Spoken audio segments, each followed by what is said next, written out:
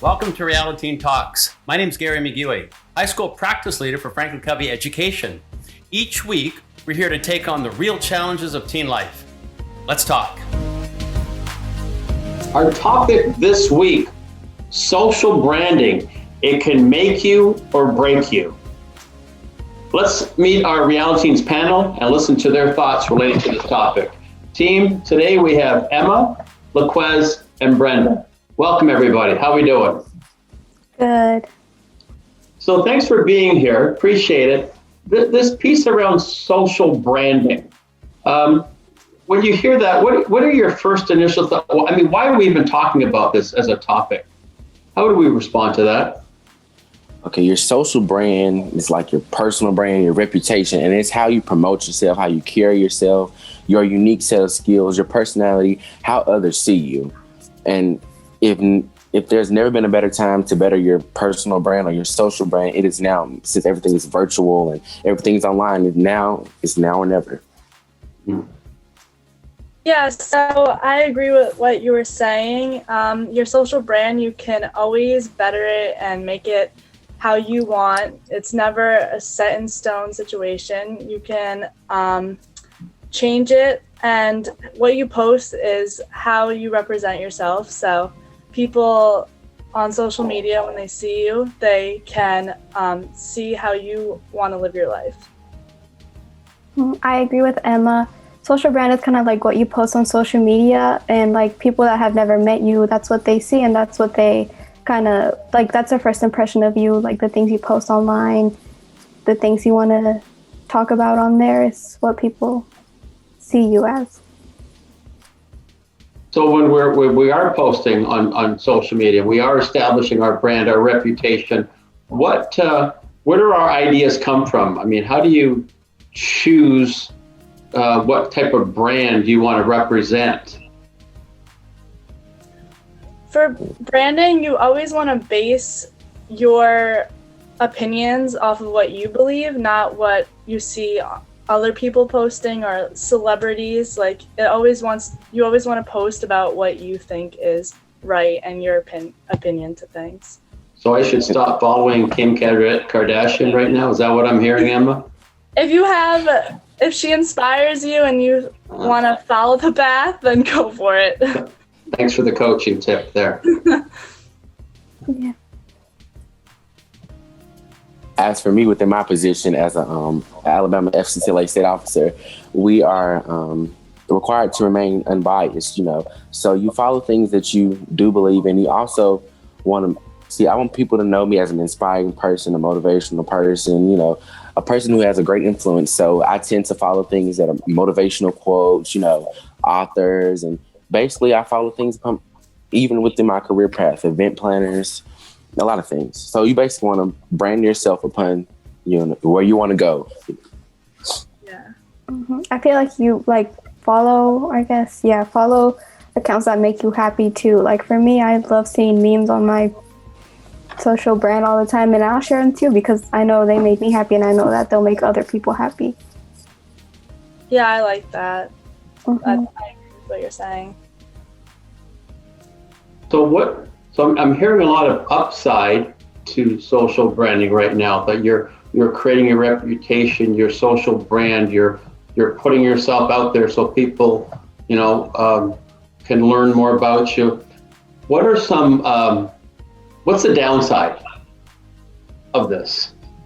When you're posting on social media, you have to remember that whatever you post, it doesn't just go away. It is still out there and it's up for grabs to anybody. So when if you're a senior or junior and you're applying for college and scholarships and stuff, those people can go on and do a quick and easy, fast Google search, and anything that you post that is demeaning towards your character can pop up and can hinder you from progressing in life. So you got to keep in your mind that whatever you post should always be positive and should always be representative of yourself, how you should want other people to see you. Yeah, even if you think that you're erasing something off of Snapchat and it just goes away like that, it never goes away. It's always going to be out there on social media. So you always want to be careful about what you post, what you say to others, how it affects them. Yeah, and I would say only post whenever you're in a good, not always in a good mood, but like, you know, when you're mad, you always like, you could make wrong decisions, post something you didn't mean to, and you know, that's on there forever. So you have to like really think about things too before you post them, because it could lead to some negative outcomes. So that's a great comment. Go ahead, LaQuest. What you post gives people, like whatever you post on your social media, whatever you post, period, it facilitates preconceived notions about you. So someone can post a picture of someone who has a bad reputation themselves, and they see that you posted it and they see that you support that. So they have developed a preconceived notion that you're negative, that you support bad things. In the same way as if you share a positive thing, they can say, oh, he's a very positive person, a very motivational person. So keep in mind, whatever you post facilitates others' preconceived notions. Yeah. So the purpose of this call is to provide to educate, to reconnect, to help our listeners, right? Have you ever had, what's been the biggest learning lesson for you guys on social media right now?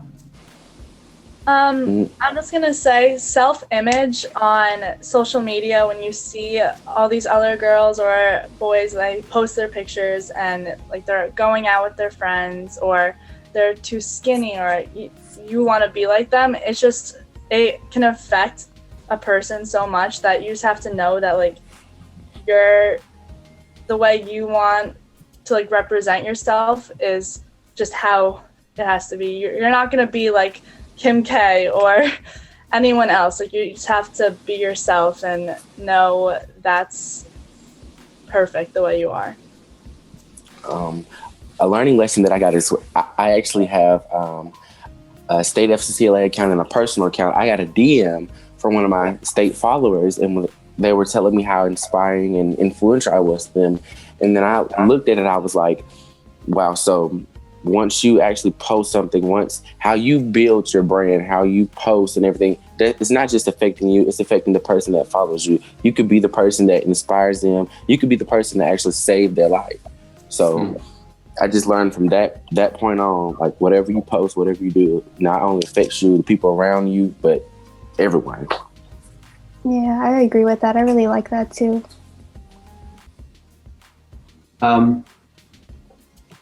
So what would you say to someone who's, hasn't really taken this seriously, puts a lot of, really hasn't put a lot of thought into some of their posts, and their brand is a little, sketchy.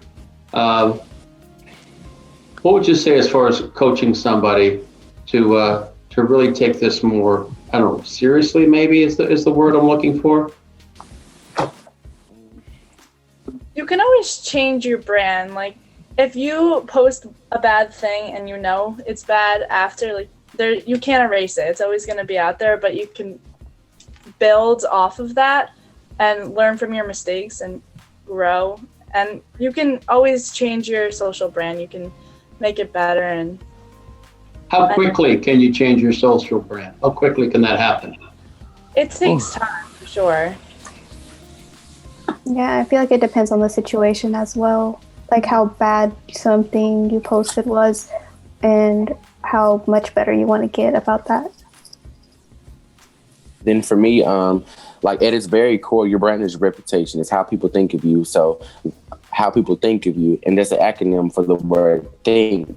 T, is it true? H, is it helpful? I, is it influential, inspiring? N, is it nice? K, is it kind? So you have to just keep a lot of things in like your peripheral view when you post it. Mm-hmm. So last question here, team. What would you say to someone who isn't really taking this to heart, and they don't have a lot of maybe a lot of self-worth, and I don't care what I post. I want that shock piece, What would be your parting comments around that? I mean, I would say social media isn't everything in life too. there's so much more to life than just posting about everything that you do. And I don't know where I'm trying to go with this. But yeah, there's just so much more to life than posting everything you do on social media and following every trend that you see everybody else doing on social media. And then again, it's not just social media. It's how you introduce yourself to a person, your presence when you walk into a room. Your social brand isn't just your social media. It's your in-person effect on people. And everyone has a brand, but not everyone's brand is built to be a strength. But you can always, add things. You can always learn things and skills to help build your social brand so it can become a force to be reckoned with. Yeah. There's always room for improvement. Yeah. Okay, team. Well, I just want to say, first of all, thank you very much for this inspiring, thought-provoking, very informative piece around social branding. I learned a lot just listening to you guys. I learned, I got to say, Kim K for one thing. But no, that was tremendous what you shared. So thank you very much, guys, and we'll see you down the road. Have a great evening. Take care. Team, let's do our Realiteen check on social branding. First of all, the team shared, don't post when you're emotionally charged up, because we may post something we may regret at a later date. Follow people whom you admire. Create a network of positive, proactive people and or influencers. And thirdly, posts never go away.